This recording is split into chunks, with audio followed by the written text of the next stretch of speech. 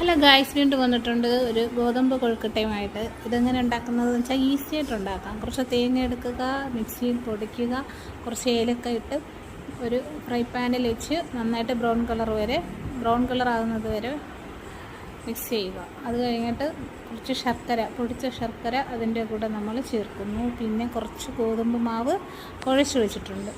ഇത്രയേ വേണ്ടുള്ളൂ. വീട്ടിലുള്ള കുറച്ച് സാധനങ്ങൾ കൊണ്ടുണ്ടാക്കിയ ഒരു 4 മണി പലഹാരം.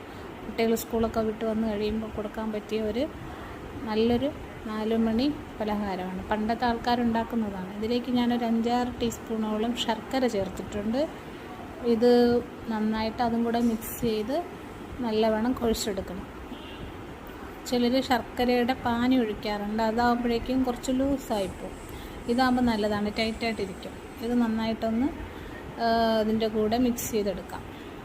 പിന്നെ നമുക്ക് ഇതിന് ആവശ്യത്തിന് ഇട്ടതിന് ശേഷം നന്നായിട്ട് മിക്സ് ചെയ്ത് കുഴച്ചെടുക്കണം. പിന്നെ നമുക്കതിനെ വേവിക്കാൻ വേണ്ടിയിട്ട് നമുക്കൊരു ഇഡ്ഡലി പാത്രം വേണം. അതിൻ്റെ അകത്ത് നമ്മൾ കുറച്ച് ബോൾസ് എടുത്തിട്ട് പരത്തി അതിൻ്റെ അകത്ത് 2 ടീസ്പൂണോളം ഫില്ലിങ് വെച്ചിട്ട് നന്നായിട്ട് വെച്ചിട്ട് കുറച്ച് കയ്യിൽ എണ്ണ തടകിയതിന് ശേഷം നമുക്ക് ഈ ബോൾസാക്കി എടുക്കണം. ഇത് നമ്മൾ ഒരു ഇഡ്ഡലി പാത്രത്തിൻ്റെ മുകളിൽ മൊത്തവും എടുത്ത് വെച്ചതിന് ശേഷം ആവിയിൽ വേവിച്ചെടുക്കാം. ആവിയിൽ വേവിച്ച പലഹാരമാണ്.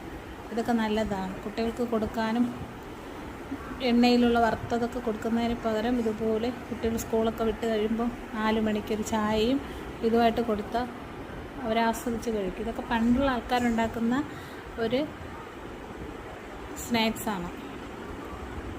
അപ്പം എല്ലാവരും ഇതുണ്ടാക്കി കുട്ടികൾക്ക് കൊടുക്കണം. അപ്പം പിന്നെ എന്താ പറയുക, ബാക്കിയിരിക്കുന്നതും കൂടെ ഞാൻ അതിലോട്ട് ഫില്ല് ചെയ്ത് നന്നായിട്ട് വയ്ക്കുന്നത്. 2 ടീസ്പൂണോളം വെച്ചതിന് ശേഷം നല്ലൊരു ബൗൾസാക്കി നമുക്കൊരു ഇഡ്ഡലി പാത്രത്തിൽ ഇറക്കി ഇതൊന്ന് നമുക്ക് നന്നായിട്ട് വേവിച്ചെടുക്കാം. ഇത് ശർക്കരയാകുമ്പോൾ കുറച്ച് നല്ല ടേസ്റ്റ്. ഇതിൽ പഞ്ചസാരയിലും ഉണ്ടാക്കാം. അതാ കണ്ട, ഇതുപോലെ ബോൾസ് ആക്കിയതിന് ശേഷം നമ്മളൊരു ഇഡ്ഡലി ചെമ്പിൻ്റെ അകത്ത് മൊത്തവും പറക്കി വെച്ച് പുഴുങ്ങിയെടുക്കാൻ പോവുകയാണ്.